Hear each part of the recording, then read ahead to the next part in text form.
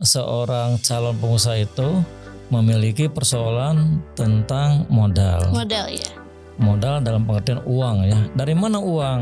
Nah, kita di sini akan berupaya memberikan beberapa solusi. Pertama, dari mana modal uang yang harus kita dapatkan? Pengusaha-pengusaha yang tidak pernah melakukan riset itu memang akan menghadapi banyak kendala. Kenapa sih pasar itu ternyata turbulensi, bergejolak? Tidak pernah ada pasar yang memang monoton atau homogen, tidak. Pasar itu heterogen. Karena itu kita sekali lagi harus melakukan yang namanya segmentasi. Namun segmentasi. 5, 4, 3, 2, 1.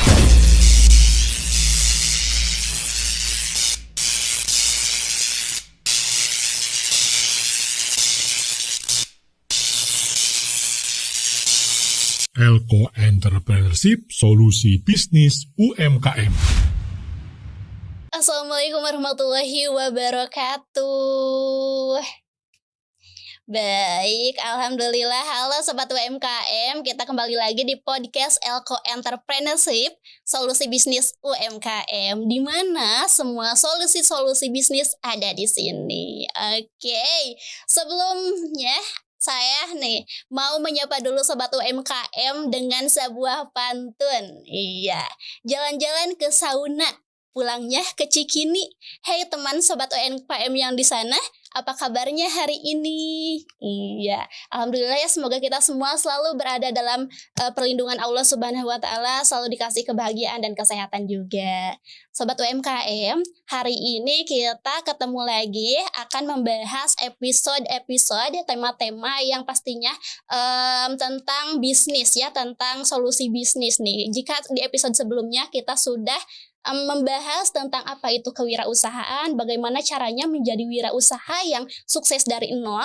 Nah, kali ini kita juga akan membahas tentang prosesnya nih. Jadi ini tuh bisa dibilang seperti nyambung gitu. Jadi buat Sobat UMKM nih yang belum nonton episode sebelumnya, saya menyarankan untuk menonton dulu episode sebelumnya biar tahap-tahapnya itu pas gitu ya. Oke, nah di episode kali ini masih bersama saya Lisna Gustiani, dan kita dengan narasumber yang pastinya tidak lain dan tidak bukan, yaitu Bapak Dr. Haji Yusuf Tojiri. Langsung saja kita sapa ya.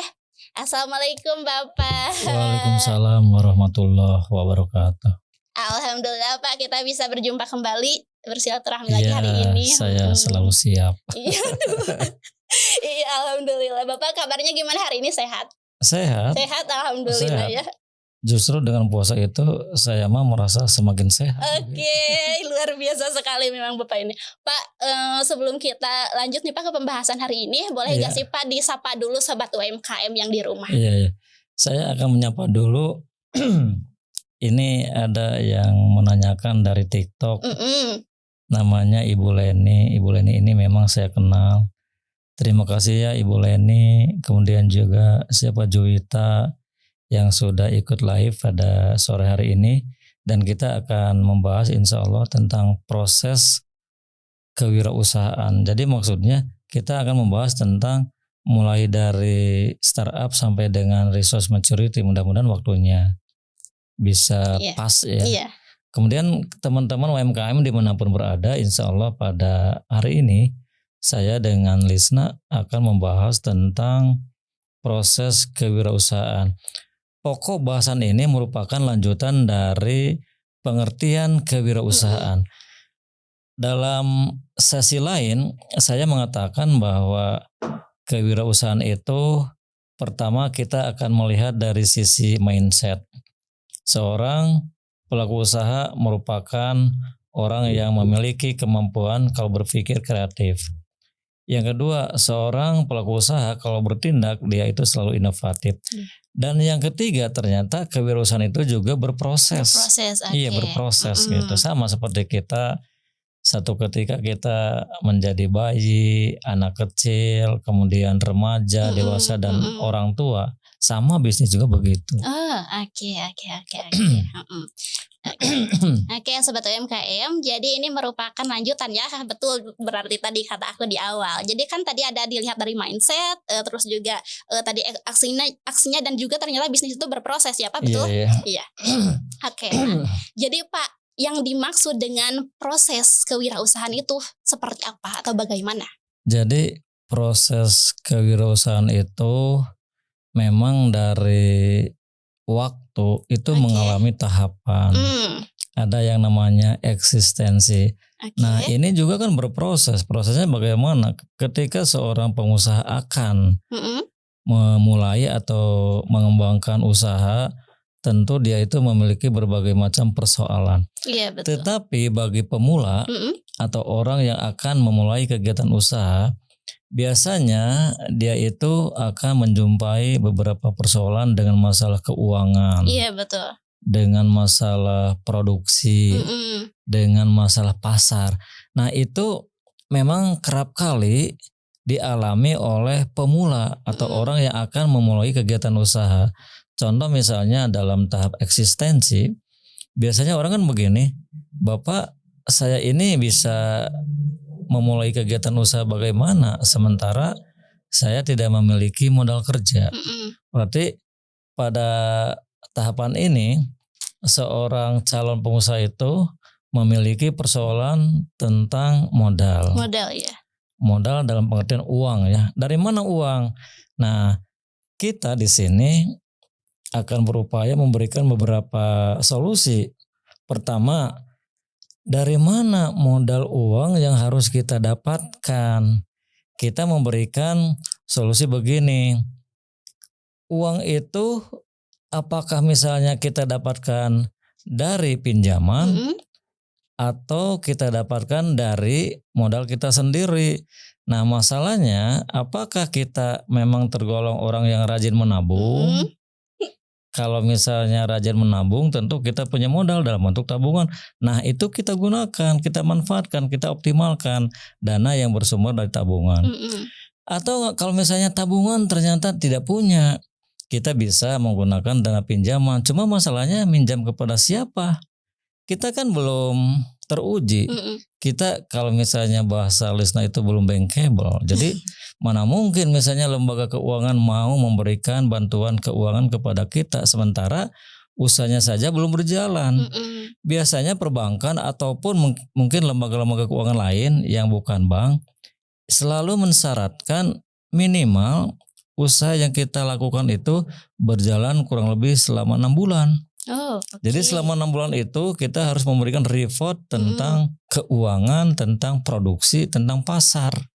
Jadi kita laporkan kepada lembaga keuangan itu. Tapi itu kan sulit. Iya. Berarti minjam kemana? Ya mungkin minjam ke orang-orang terdekat kita. Misalnya Lisna minjam kepada siapa ya? Calon mertua boleh. Boleh gitu. Oh gitu, iya bisa. Jadi misalnya Lisna begini, Bapak calon mertua tolong dong pinjamin modal usaha karena kan saya ini pacarnya anak Bapak. Kalau Bapak ngasih tentu saya juga akan membantu untuk pengadaan uang dalam rangka membina rumah tangga ke depan. Kalau tidak lebih baik kita putus saja Bapak. Atau misalnya minjem kepada siapa? Keluarga kita. Kita punya orang tua, kita punya kakak, kita punya adik, kita punya saudara. Coba aja misalnya kita sampaikan kepada mereka.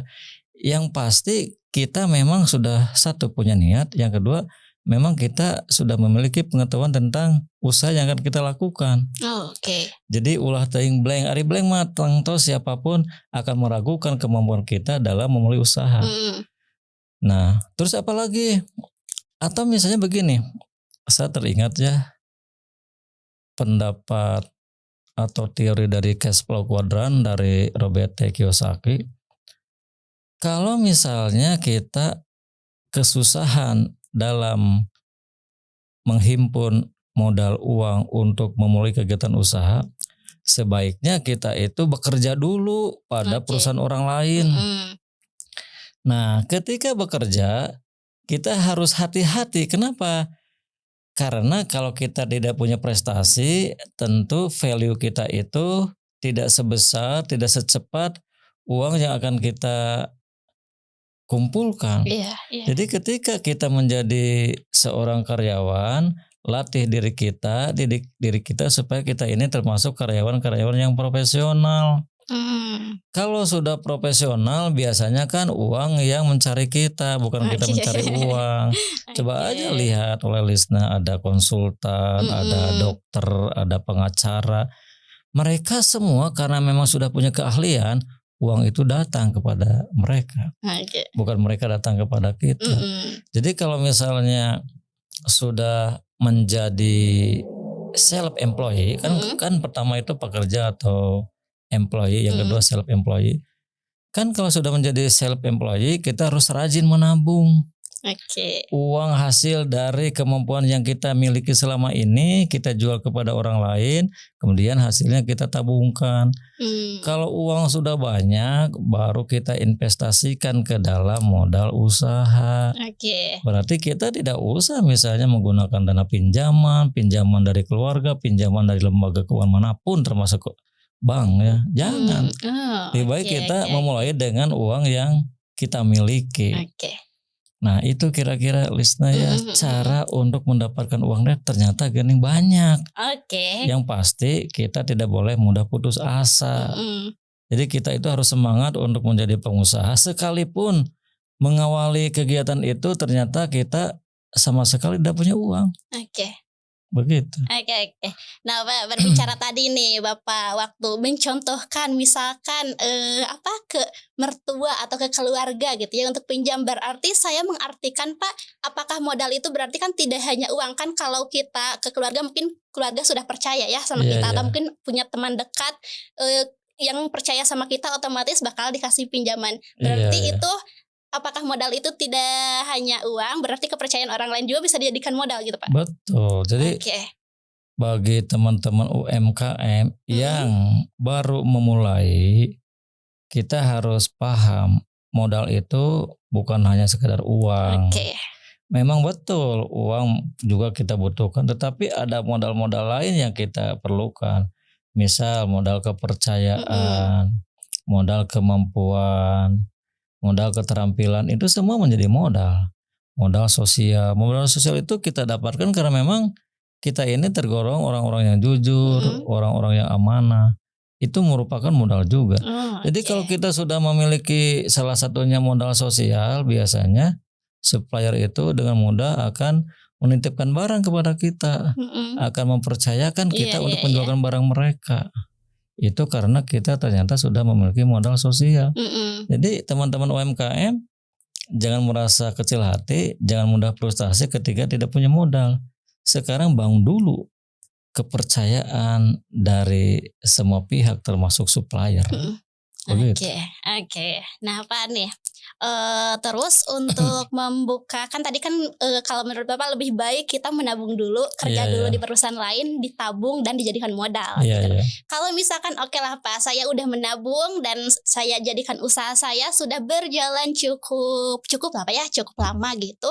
Nah ada Pak tawaran nih, misalkan pinjaman gitu dari lembaga keuangan dengan niat dan tujuan saya untuk memperluas usaha saya, itu gimana Pak? Boleh gak sih? Ya, kalau misalnya dalam perjalanan ketika kita akan mengembangkan usaha, padahal kita membangun usaha ini dengan modal sendiri, bersumber dari tabungan, itu semuanya terpulang kepada kita. Misalnya begini, ternyata kita punya keyakinan yang namanya pinjaman bank itu kan berbunga, sedangkan bunga itu tergolong riba. Misalnya kan ada sebagian pendapat yang menggolongkan setiap bunga itu menjadi sebuah riba. Itu kan sekelompok pendapat. Ada juga sekelompok pendapat yang tidak. Nah itu semuanya tergantung kita. Tapi kalau saran saya ya, kalau memang kita sudah punya modal sendiri, ya pinjaman dari bank itu sebaiknya kita hindari kalau bisa. Kalau misalnya kita akan memaksakan diri, tentu pertama ya kita harus banyak membaca tentang kelompok yang membolehkan kita menggunakan dana pinjaman dari bank. Baca secara teliti, kemudian kita bisa menyimpulkan sendiri. Yang kedua, kalaupun misalnya pinjam ya memang untuk mengembangkan usaha. Kan yang menjadi masalah itu ketika misalnya kita meminjam uang dari lembaga keuangan, suka salah dalam menggunakan uang itu atau suka salah dalam mengalokasikan uang itu. Oke. Nah itu fatal. Oke. Itu biasanya memang terjadi pada kelompok usaha menengah kecil, apalagi mikro. Jadi seakan punya pandangan setiap pinjaman itu seperti hibah, tidak usah kita kembali karena itu fatal. Gitu. Oke. Ya. Oke, nah Pak nih, misalkan saya tuh sudah nyoba meminjam dana modal nih Pak, tapi usaha saya enggak berkembang, itu gimana Pak? Apa yang salah? Apakah seperti kata Bapak barusan gitu? Atau Jadi mungkin ada hal lain? begini, kalau kita sudah skill up dengan modal yang kita miliki bersumber dari dana tabungan kita sendiri aman. Mengapa kita harus menggunakan dana pinjaman? Karena kalau kita lihat dari segi akuntansi, kita sebetulnya sudah tidak lagi membutuhkan modal. Kenapa? Dengan modal yang ada kan sudah running. Oke. Kemudian kalau misalnya kita melakukan pinjaman modal buat apa? Buat membiayai apa? Kalau misalnya nantinya pinjaman itu lari ke kebutuhan konsumtif, nah itu yang bahaya. Iya. Itu akan jadi ancaman. Oke. Mentang-mentang misalnya bank percaya kepada kita, kemudian kepercayaan itu seakan tidak boleh kita sia-siakan, padahal itu bisa menjadi Bumerang, batara wali ya, obat yang meracuni kita gitu. Jadi satu saat pinjaman bank itu bisa jadi racun kalau memang kita itu sebetulnya belum waktunya untuk menggunakan dana pinjaman. Oke. Kalau sudah waktunya ya mungkin lain persoalan, misalnya ada permintaan berlebih yang belum bisa kita penuhi. Mungkin bisa kita pertimbangkan berapa besar permintaan dari konsumen yang belum bisa kita penuhi. Dan kalau kita biarkan kan sayang, mungkin dia akan migrasi ke perusahaan-perusahaan lain. Daripada begitu kita optimalkan dengan menambah jumlah kapasitas produksi. Nah itu secara logika mungkin pinjaman itu bermanfaat ya, karena semuanya kita alokasikan buat mengembangkan usaha. Oke. Nah, Oke, begitu gitu ya ya. Pak ya. Oke, nah Pak, kalau misalkan nih Pak, tadi yang kata Bapak, dari modal sendiri kan kita juga udah running ya perusahaan, misalkan udah memproduksi dan udah berjalan gitu Iya, Pak. iya. Terus kan ada laba nih Pak. Nah, tadi kan kata Bapak bisa ditabung, bisa diinvestasi, itu Pak persenannya gimana? Maksudnya tuh apakah semua laba kita golangkeun deui diputarkan lagi gitu Iya, iya. Pak, atau ditabung sekian persen atau untuk kebutuhan juga sekian persen, gimana Nah, tuh? itu mah sebetulnya kan termasuk bagian dari keputusan keuangan. Oh, oke. Jadi pertama kalau yang namanya keputusan keuangan itu kita harus bisa memutuskan tentang sumber pendanaan. Yang kedua kita harus membuat keputusan tentang alokasi dana. Yang ketiga kita juga harus membuat keputusan tentang laba. Apakah laba itu akan kita tahan dalam bentuk tabungkan, atau laba itu kita masukkan ke dalam modal kerja, atau sebagian kita tabungkan, sebagian kita masukkan ke dalam modal kerja. Nah itu sebetulnya tergantung dari keputusan pengusaha. Rekomendasi misal saya membuat rekomendasi, sebaiknya setiap laba itu kita tahan dalam bentuk tabungan, juga sebagian lagi kita masukkan ke dalam pengembangan usaha. Kenapa? Karena misalnya kalau kita baca pasar itu ternyata semakin hari permintaannya semakin bertambah. Kalau begitu daripada kita pinjam, lebih baik laba ini kita alokasikan buat menambah kapasitas produksi. Nah itu aman. Yang enggak aman itu ketika bukan hanya laba habis kita makan, tapi modal kerja juga lambat laun kita makan, pada akhirnya apa? Habis. Kemudian kita tidak lagi memiliki daya saing karena modal uang, modal kepercayaan sudah tidak ada lagi. Bahaya itu. Iya. Oke, nah gitu ya Sobat UMKM. Jadi jangan mentang-mentang kita misalkan nih dikasih kepercayaan ya, tadi kata Bapak jangan langsung diambil gitu, tapi pikirkan dulu matang-matang dan riset dulu lah gitu intinya. Terus juga kalau misalkan ada laba itu gimana baiknya di itu juga. Nah Pak, terus nih Pak kan tadi tuh yang pertama itu poin eksistensi itu modal ya Pak ya. Terus setelah modal atau uang itu ada apa Pak? Nah kan pada masa eksistensi itu masalahnya biasanya itu kan tentang modal uang. Iya. Ternyata misalnya calon pengusaha ini sudah memiliki kemampuan untuk mengatasi tentang modal uang dengan cara dia buka tabungan. Sekarang timbul lagi masalah. Saya sekarang sudah punya modal usaha. Supaya modal ini berkembang harus kita apakan? Berarti kita investasikan ke dalam kegiatan produksi kan? Oke, Jadi produksi sekarang berarti. itu masalahnya kita harus memiliki kemampuan dalam memproduksi barang. Oke. Nah, di sini hati-hati. Mindset kita itu memang harus kita luruskan. Setiap barang yang kita buat itu semuanya merupakan ekspektasi dari konsumen yang sebelumnya sudah kita riset. Oke. Jadi jangan dulu membuat barang tanpa riset kepada pasar, ini bahaya. Jadi kan kalau UMKM kadang-kadang membuat barang karena apa? Faktor ikut-ikutan. Iya. Lingkungan saya semuanya membuat itu, jadi saya juga ikut-ikutan. Jangan. Oke. Walaupun misalnya usaha kita masih sangat sederhana, paling tidak kita sudah punya gambaran tentang pasar. Oke. Karena itu kalau dalam ilmu marketing kita harus melakukan riset pemasaran. Oke. Jadi riset itu kita datang ke calon-calon konsumen kita, kemudian kita observasi, kita wawancarai, kita sebar angket sehingga kita tahu apa sebetulnya yang menjadi kebutuhan calon-calon pasar itu yang sekarang belum terpenuhi. Oke. Kenapa? Karena kita itu akan berhadapan dengan para pesaing-pesaing yang sudah masuk lebih dulu. Iya. Jadi kita tentu akan mengestimasi berapa permintaan-permintaan yang belum perusahaan lain penuhi. Oke. Karena yang namanya pendatang baru kan sulit masuk pasar itu. Kan ada beberapa entry barrier, ada beberapa hambatan. Karena itu kita wajib riset pasar untuk melihat kebutuhan, untuk melihat pesaing.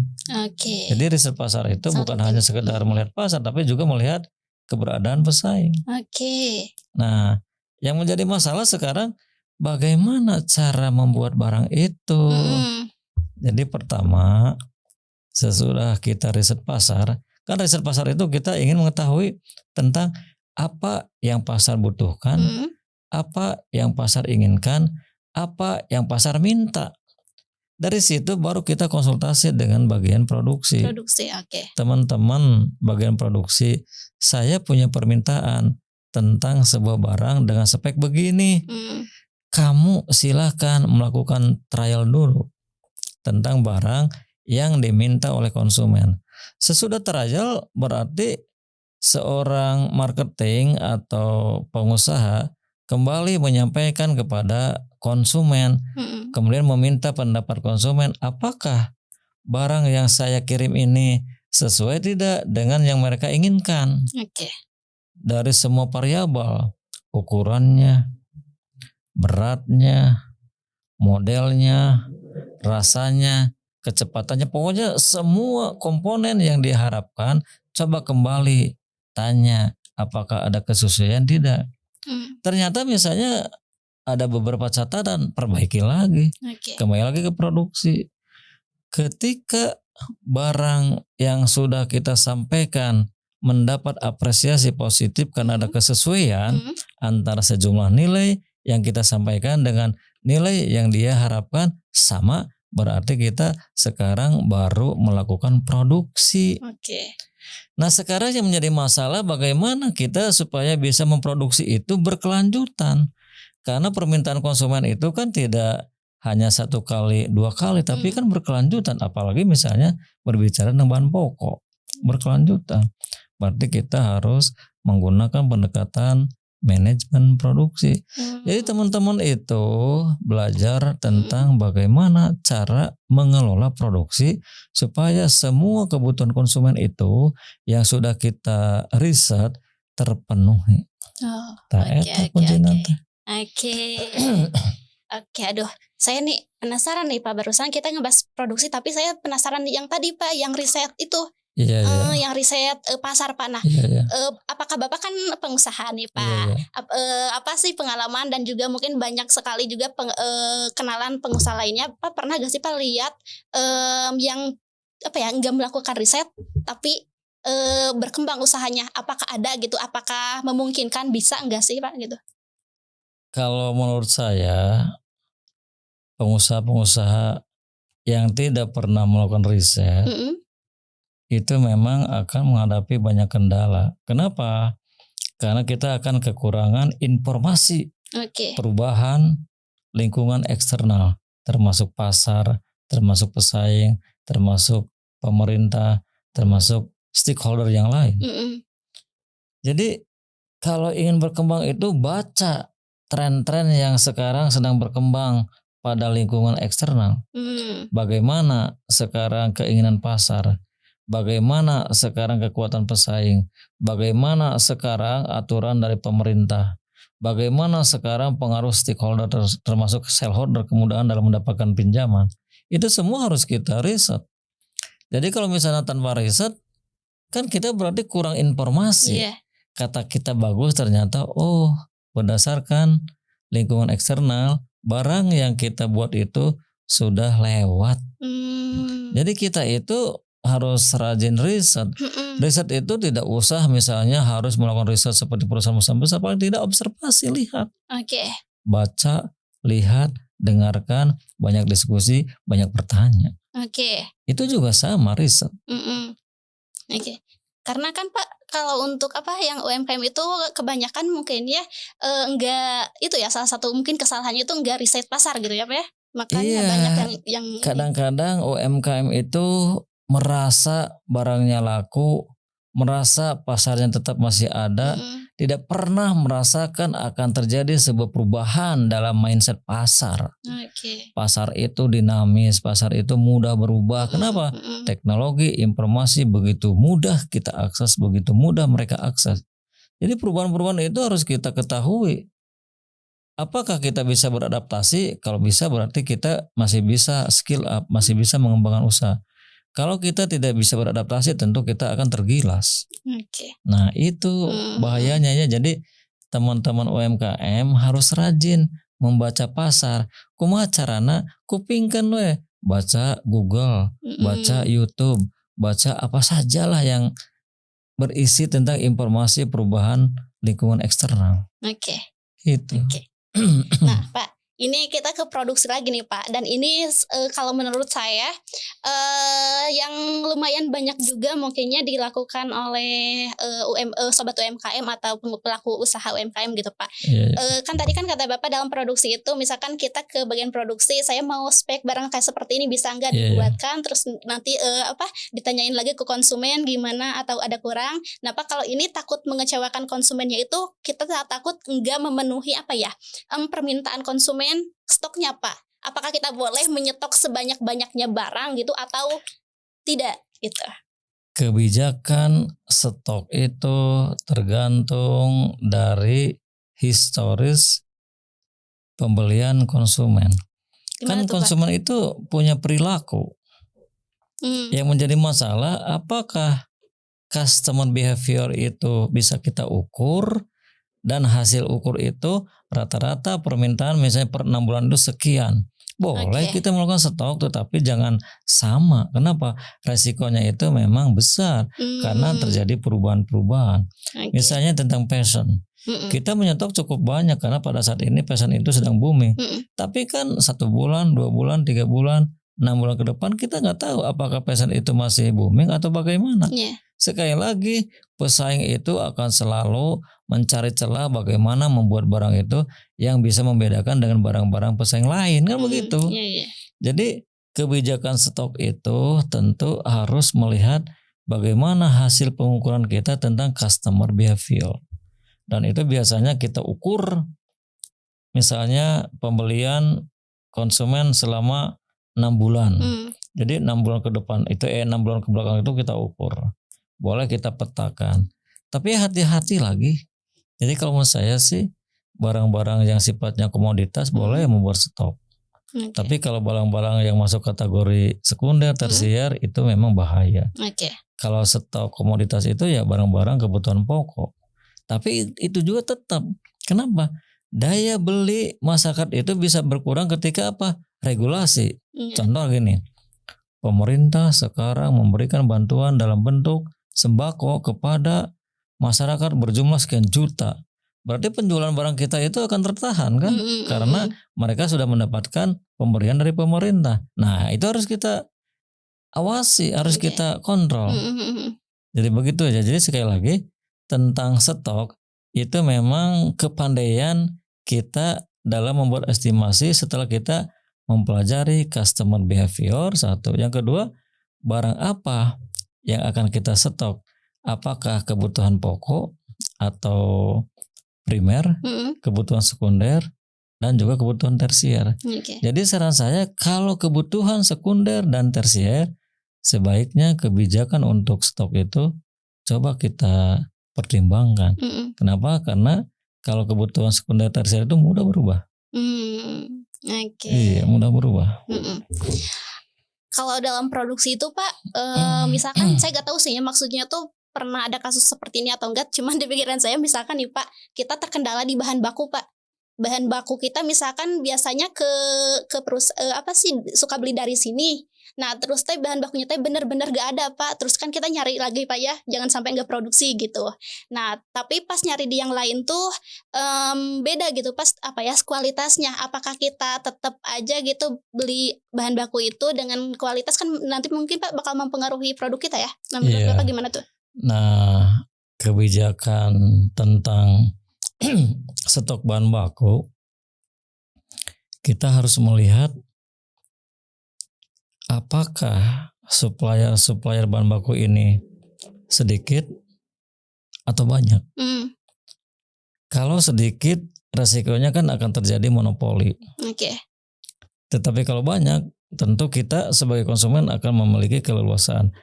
Kalau terjadi misalnya kelangkaan bahan baku atau stok, ya sebaiknya kita juga harus pandai mencari supplier lain.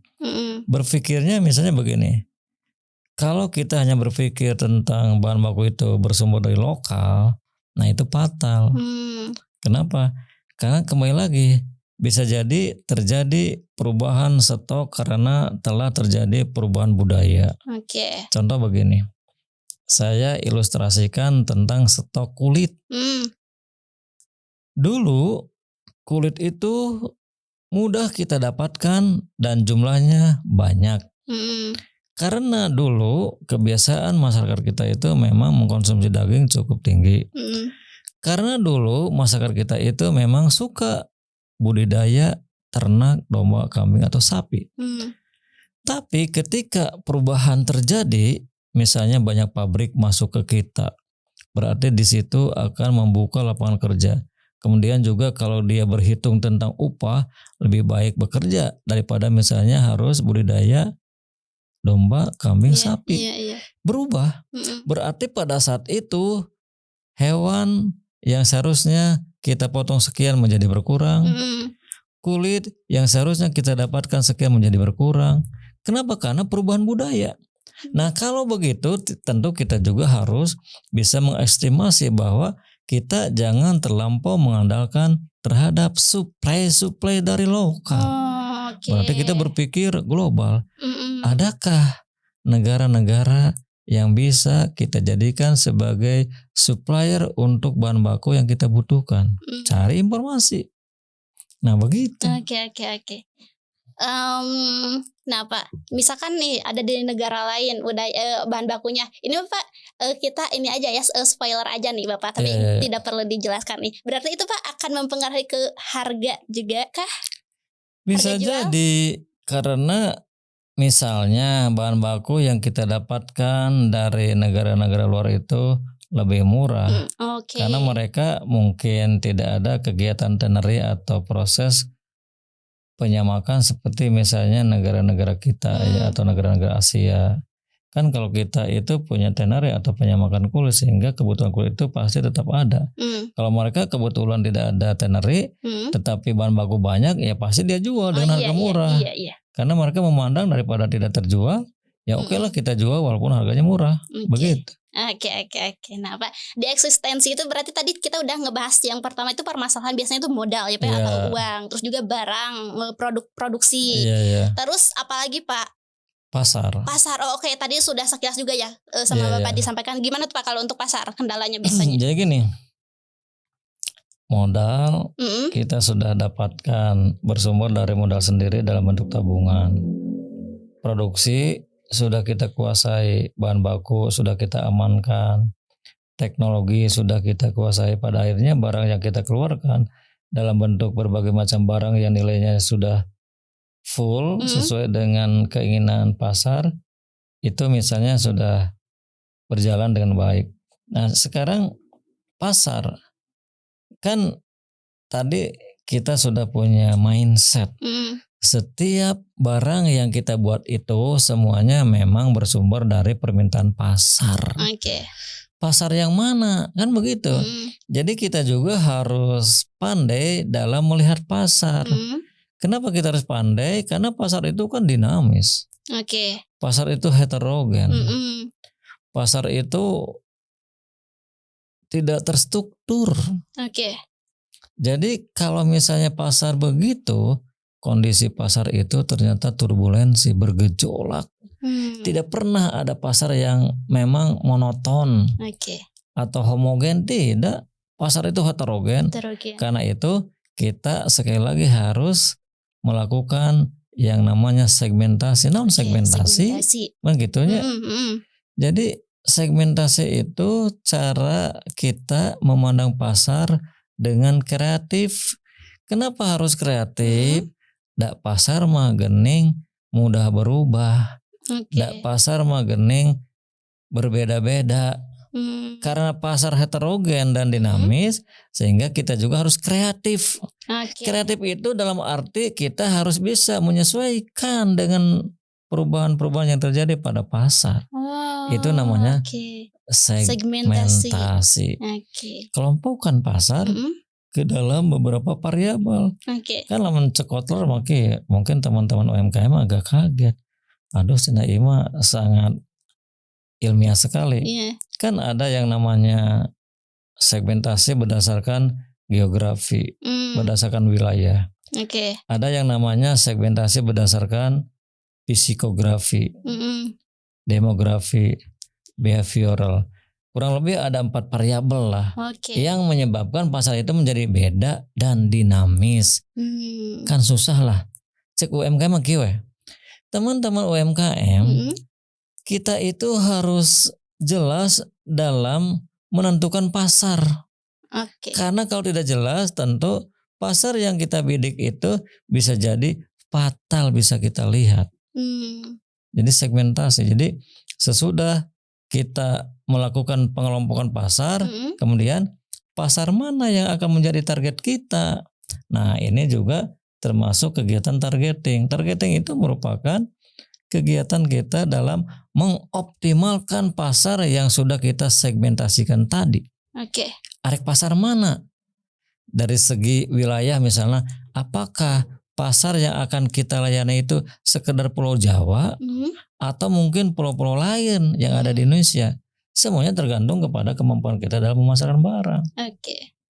Pasar. Jadi kalau kita sudah jelas bisa melihat pasar, insya Allah dalam menentukan pasar itu akan lebih mudah. Yang ketiga, kalau kita sudah bisa menentukan pasar, kita selanjutnya harus bisa memposisikan barang kita dalam jendela otak konsumen.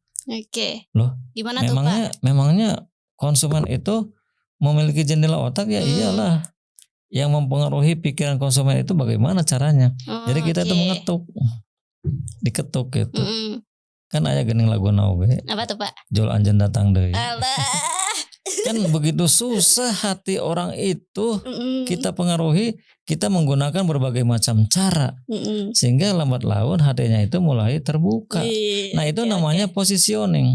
Jadi positioning itu merupakan strategi berkomunikasi kita terhadap calon-calon konsumen kita. Goda konsumen, rayu konsumen supaya apa? Pikirannya itu berubah. Yang tadinya membeli ke tempat lain jadi ke kita. Nah itu ya, jadi Mm. kalau memahami pasar itu kita harus melakukan satu, pasar kita Iya, kelompokkan. segmentasi. Sesudah pasar kita kelompokkan, bidik kelompok mana yang sesuai dengan produk kita. Mm. Kalau sudah kita tentukan target, baru coba yakinkan pasar bahwa barang kita itu memang solutif. Oke. Barang kita itu solutif, jadi solusi bagi dia. Iya, Nah iya, harus iya. bisa. Oke. Nah itu dengan komunikasi. Begitu. Oke. Nah, sobat UMKM, tadi ya kita hari ini kan ngebahas tentang proses kewirausahaan di mana poin pertamanya itu eksistensi ya Pak ya. Iya, Di mana iya. dalam poin eksistensi itu ternyata ada 3 lagi apa tuh Pak? Poin atau hal mungkin ya. Iya, Disebut jadi itu. ada 3 persoalan Persoalan. yang akan mereka hadapi. Iya, gitu. yaitu dari modal atau uang, dari produksi atau barang, dan juga yang terakhir itu dari pasarnya. Di mana dari pasar itu kita harus bisa, tadi kata Bapak, mengsegmentasikannya atau mengelompokkannya, harus bisa menargetkan nih barang kita sesuainya ke pasar yang mana, terus juga memposisikan bahwa produk kita teh solusi buat konsumen gitu ya Pak ya. Iya. Nah, yang terakhir itu mungkin yang paling sulit. Iya. Betul. Bagaimana menyimpan diri kita pada otak konsumen, pada hati konsumen, sehingga konsumen tidak lagi punya pilihan kecuali barang kita. Eta nu susah mah. Oke. Iya. Kan begitu ya. Listnya juga sama, bagaimana caranya menyimpan laki-laki yang selama ini menjadi itu sama. Jadi positioning itu strategi komunikasi, strategi bagaimana konsumen bisa terpengaruhi oleh komunikasi kita sehingga dia ketika butuh barang Ingat akan barang kita juga. mengutamakan barang kita. Oke. Gitu. Oke, nah kita sebetulnya masih banyak, berarti ada berapa lagi nih Pak poinnya setelah eksistensi itu? Nanti kan kita akan bahas survive. Oke, ya. survive terus. Kemudian sukses. Sukses. Sukses itu artinya dia itu sukses menjadi pengusaha kecil. Oke. Eksistensi, Survive, sukses. Kemudian take off. Take off. Take off Oke. itu merupakan masa peralihan dari menengah akan menjadi besar. Oke, setelah take off Pak? Terakhir resource maturity. Oke, Jadi sebuah perusahaan besar. Jadi Oke. setiap tahapan itu tentu tidak lepas dari yang namanya persoalan. Oke. Karena itu sekali lagi setiap pengusaha harus memiliki kemampuan problem solving. Iya, betul, sangat penting Iya, sekali. satu kemampuan uang, kumaha solusina, 2 barang, kumaha solusina, 3 pasar, bagaimana solusina. Berarti kalau begitu seorang pengusaha itu memang harus memiliki kemampuan problem solving. Iya. Iya gitu ya Sobat UMKM, kita sudah banyak nih mendapatkan ilmu baru dari Bapak nih. Semoga Sobat UMKM juga dapat mendapatkan banyak hal positif ya dari perbincangan saya dengan Bapak. Yang pastinya saksikan terus juga karena di episode selanjutnya berarti kita akan ngebahas yang belumnya Pak, survive. Iya. Apa yang ketiga tuh Pak? Sukses, take off, dan juga maturity. resource Maturity ya. Jadi kita hari ini berarti baru kebahas eksistensi karena kita terbatas oleh waktu gitu ya. Wah, Sobat UMKM. Baik Bapak, mungkin sekian ya untuk episode kali ini. Iya. Aduh. Kita berarti bertemu lagi di episode selanjutnya dengan pembahasan yang barusan ya Pak ya, yang Iya, sudah survive. Oke. Kita nanti akan membahas tentang survive. Siapa? Jadi kalau tahap pertama itu kan eksistensi, calon-calon pengusaha sudah mengatasi masalah keuangan bisa, masalah barang bisa, masalah pasar bisa, kemudian naik kelas, masuk ke kelas survive. Okay. Apakah UMKM ingin naik kelas?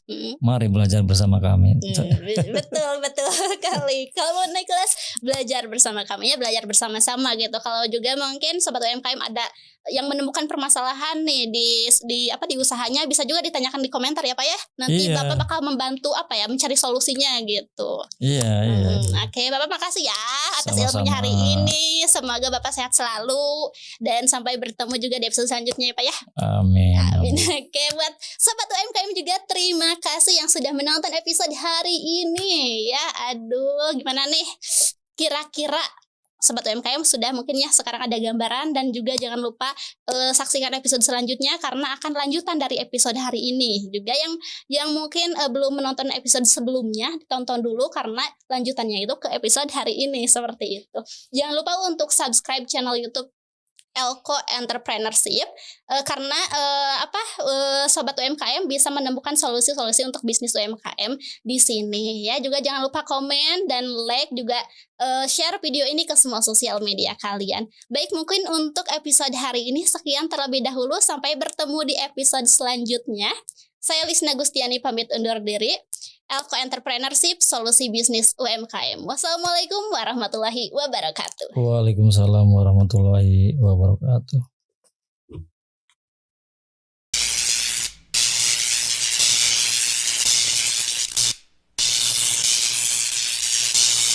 Elko Entrepreneurship, solusi bisnis UMKM.